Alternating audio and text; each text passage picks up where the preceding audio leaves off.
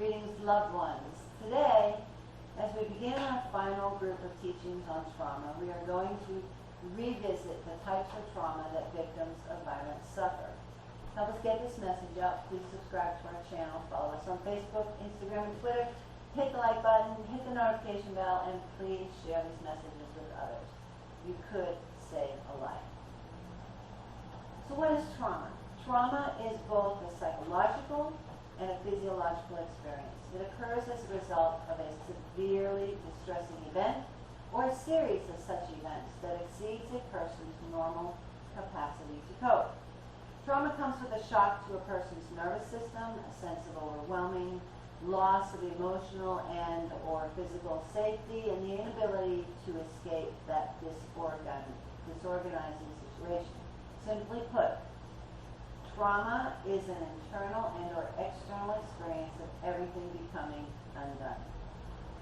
Traumatic experiences can be grouped into three distinct categories. One is a single traumatic event, and this can threaten a person's survival or sense of security. And examples of this include being exposed to a terrorist attack or school shooting, becoming a victim of violence, hate crime, sexual assault, or rape, or witnessing such an event, experiencing physical trauma or an acute life-threatening medical condition, or surviving a catastrophic event such as a hurricane, flood, or fire.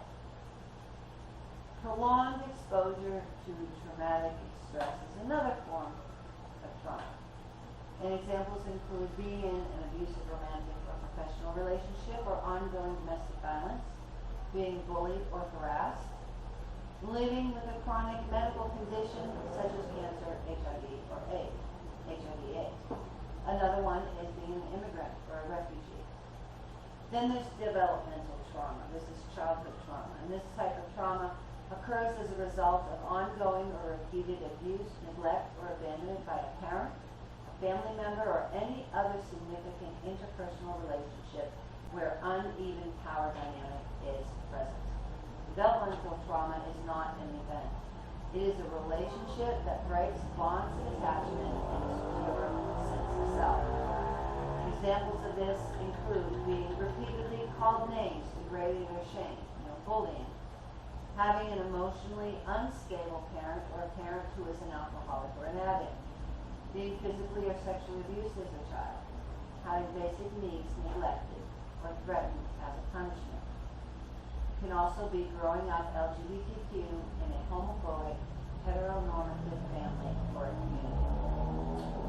The question is not if you encounter a victim of violence. The question for God is what will you do when you do encounter them? You could be the person who saves a life. You are called. We are all called to be champions of justice. And those who suffer violence, they need to know that those who love them and those who don't even know them will step out and reach out to them and give them the help they need before it's too late. If you're a victim of violence, listen to me. I want you to know that you're valued, you are loved, you're intelligent, and you are worthy. This is the truth. God does not want you to suffer violence. He wants you to live free from violence in peace and tranquility.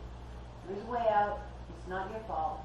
Abuse is not love, and most of all, I want you to know, you are not alone. If you're a victim of violence, reach out to someone today. If you find yourself in a dangerous situation, call 911 for help. If you know of somebody suffering violence, please tell the authorities. And in our next episode, we're going to talk about understanding and healing trauma.